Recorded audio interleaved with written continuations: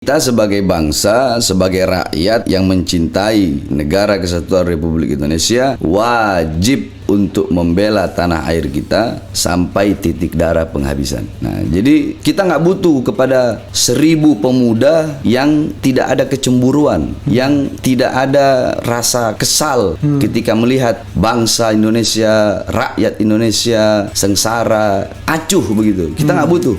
Tapi kita lebih butuh satu pemuda yang peduli kepada bangsa, peduli kepada rakyat. Dia rela mengorbankan nyawanya, jiwanya demi Indonesia daripada 1000 pemuda yang tidak pernah peduli sama sekali. Ada beberapa napiter, saudara-saudara kita yang mengatakan Indonesia itu toghut. Pemerintah Indonesia togut, polisi togut. Togut itu apa ya? Nah, makanya mereka bilang seperti itu. Saya marah. Saya bilang, kau belajar dari mana? Kau bilang pemerintah Indonesia togut, kau bilang polisi togut, tentara togut, kau bilang ini togut, ini togut. Semua orang yang nggak sejalan sama kau bilang togut. Kau tahu nggak artinya togut itu apa? Jangan kau hanya ini. Ini saya jelaskan. Satu, dalam kitab tafsir Ma'alimut Tanzil Al-Imam Baghawi, dalam tafsir Jami'ul Bayan Al-Imam Ibnu Jarir At-Tabari, yakni qala Abdullah bin Mas'ud ay at-toghut al-kahin au as-sahir. Sayyidina Abdullah bin Mas'ud berkata, toghut itu adalah kahin, dukun, au sahir atau penyihir.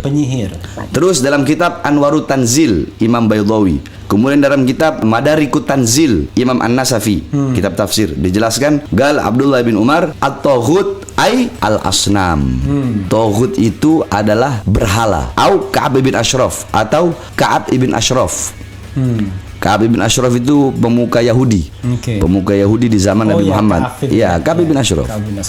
Nah, kemudian ada lagi di dalam kitab tafsir Ibnu Katsir, kemudian tafsir Bidayah wa Nihayah Imam Al-Qurtubi. Di situ dijelaskan qala Malik ibn Yasir at-toghut ay al-iblis au asyaiton. Toghut itu iblis. Toghut itu syaiton. Tafsir Jalalain Al-Imam Jalaluddin Al-Mahalli dan Imam Jalaluddin Suyuti, tafsir Ad-Durrul Manthur, tafsir Al-Ma'thur Al-Imam Suyuti. Kemudian dikatakan di situ ini yang paling sahih.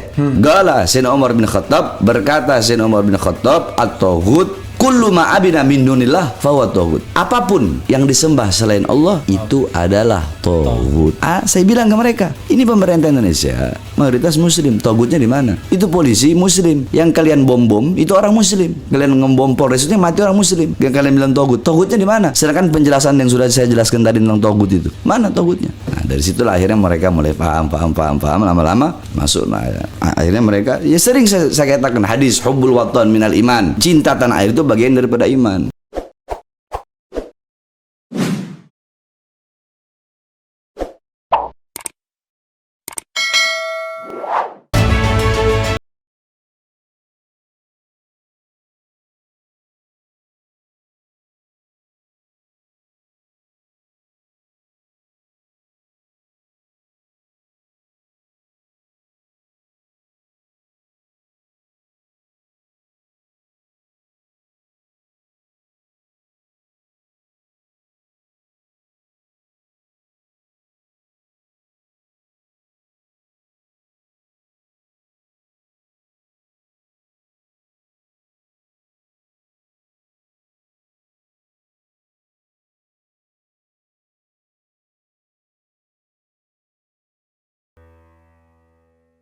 Kita sebagai bangsa, sebagai rakyat yang mencintai negara kesatuan Republik Indonesia, wajib untuk membela tanah air kita sampai titik darah penghabisan. Nah, jadi kita nggak butuh kepada 1000 pemuda yang tidak ada kecemburuan, yang tidak ada rasa kesal ketika melihat bangsa Indonesia, rakyat Indonesia sengsara, acuh begitu. Kita nggak butuh. Tapi kita lebih butuh satu pemuda yang peduli kepada bangsa, peduli kepada rakyat. Dia rela mengorbankan nyawanya, jiwanya demi Indonesia daripada 1000 pemuda yang tidak pernah peduli sama sekali. Apalagi yang hedonis ya. Ini sering kan anak bilang, Ana Bahar bin Smith jangankan cuma di penjara. Demi bangsa, Bang Refli selama ini saya ceramah apa sih? Apa? Yang saya bela rakyat yang susah, rakyat yang miskin. Sering saya bilang, kita orang ini mondok, kita ngerti, tidak boleh melawan pemerintah yang sah. Nggak boleh. Dalam Islam tidak boleh mengajarkan pemerintah yang sah dilawan, nggak boleh. Yang kita lawan ini ketidakadilannya, ketidakbenarannya. kezalimannya, kemungkarannya, bukan pemerintahnya. Karena apa? Fasadur ra'iyah fasadul ra'iyah bifasadil umara wa fasadul umara bifasadil ulama. Rakyat negara ini rusak karena rusaknya pemerintah. Rusaknya pemerintah karena rusaknya para ulama. Kenapa? Karena banyak ulama tarkun nasiha wa tarkul irsyad lahum. Banyak ulama yang meninggalkan nasihat kepada pemerintah tersebut. Kezalimannya dibiarkan, kebijakan-kebijakan yang tidak berpihak kepada rakyat, kebijakan-kebijakan yang berpihak kepada asing, kebijakan-kebijakan yang bisa menyengsarakan rakyat, dibiarkan sama ulamanya.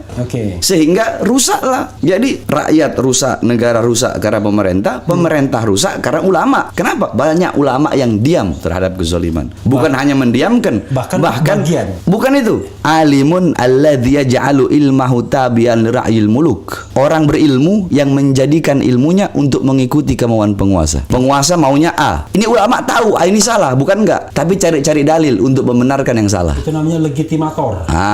Dia memberikan legitimasi. Kalau kita bilang kalimatul haq uridu bihal batil. Kalimatnya benar, bawa ayat Quran, bawa hadis, tapi dengan tujuan-tujuan yang tidak betul. Berdiri depan babu sudah, berdiri depan pintu sudah, pintu kekuasaan dengan mengharapkan harta, pangkat dan jabatan. Karena di dalam hukum yang saya pahami, hukum non agama, memang kayak Pak Mahfud bilang, saya ini hakim, mau membenarkan ada dalilnya, mau menyalahkan ada dalilnya. Jadi tinggal tergantung niatnya. Kalau niatnya cari kekayaan, cari kekuasaan, ya cari ayat-ayat yang kira-kira menguntungkan, kira-kira begitu. Kalau di hukum itu. Kalau saya tidak andaikan ada yang tidak sefaham dengan saya, ada yang tidak sejalan dengan saya, dan dia memiliki kebenaran, kebenarannya tidak kita hilangkan, kebaikannya tidak kita hilangkan. Sebaliknya, ada orang sefaham dengan saya, sejalan dengan saya, tapi dia punya kesalahan. Kesalahannya kita tidak hilangkan. Salah ya salah, walaupun orang yang sejalan. Kalau ada kebenaran dari orang yang tidak sefaham, tidak sejalan, ya kita benarkan kebenarannya, tidak akan kita hilangkan. Sebaliknya, yang salah, walaupun sejalan dengan kita, ya kita salahkan. Tidak akan kita hilangkan kesalahannya, tidak akan membenarkan yang salah, walaupun kesalahan itu datang dari kawan. Dan tidak akan menyalahkan yang benar, walaupun kebenaran itu datangnya dari lawan atau orang yang tidak sejalan dengan kita. Intinya kita tidak pernah khawatir, bahkan kehilangan teman sekalipun, kalau memang kita menyatakan yang hak, kira-kira begitu. Ya ini intinya tawassut. Kita itu berada di tengah. Ini jangan hubbuka syai' yu'mi wa yusimmu. Kalau kata Rasulullah, jangan kecintaanmu kepada sesuatu membuat kau buta dan tuli. Maksudnya bukan buta mata tuli telinga, buta hati. Kehilangan objektivitas. Tuli hati, Yang halal jadiin haram, yang haram jadiin halal, yang benar jadi salah, yang salah jadi benar. Bib, ini ada yang tanya ya, mengapa Habib kurang membahas tentang tasawuf dan tarikot gitu? Salam Habibana. Bukan kurang membahas tentang tasawuf dan thariqah. Bang Refli, saya ini ngajar di pondok setiap malam Selasa. Itu saya ngajar kitab Mukasyaffatul Qulub karangan Imam Ghazali. Saya ngajar kitab Ihya Ulumuddin karangan Imam Ghazali. Saya ngajar kitab Nashaihuddiniyah karangan Habib Abdullah bin Alwi Al-Haddad. Saya ngajar kitab Ar-Risalah karangan Imam Al-Qushairi, Risalah Al-Qushairiyah. Itu semua kitab tentang tasawuf. Cuma nggak pernah ada masukin ke YouTube. Yang masukkan YouTube kitab-kitab tentang kritik kepada pemerintah. Giliran saya lagi kritik pemerintah, lagi ceramah tegas keras, masukin ke YouTube. Saya ceramah bahas akhlak, bahas tasawuf, bahas syariat, bahas hakikat, bahas tarekat. Mana ada yang masukin ke YouTube? Nggak ada. Nah di Refli Harun Channel kan mereka insya Allah tahu kan. Iya, makanya. Dan juga ada orang bilang, itu Habib Bahar ceramahnya keras, marah-marah, berapi-api. Saya ceramah begitu itu bukan gitu, orang ini nggak tahu dalil. Justru makanya saya kan bilang, terserah orang mau bilang apa, terserah, saya nggak berpeduli. Mereka mau bilang Bahar bin Smith begini, ceramahnya marah-marah, Rasulullah itu tidak pernah begitu. Kata siapa Rasulullah tidak pernah begitu? Rasulullah SAW dikatakan, karena idza khataba ihmarrat ainahu. Nabi Muhammad itu kalau lagi khutbah, kalau lagi ceramah, ihmarrat ainahu, merah kedua mata beliau. Wa ala sautuhu, meninggi suara beliau. Wa ishtadda ghadabuhu, bertambah kemarahan beliau. Hatta ka'annahu kamundiri jaisin, sehingga beliau seakan-akan bagaikan pemberi peringatan perang. Sobbahakum masahakum, pagi ini kalian akan diserang, kita akan diserang. Sore ini kita akan diserang. Mana ada orang memberi peringatan perang, sore ini kita diserang, pagi ini kita diserang.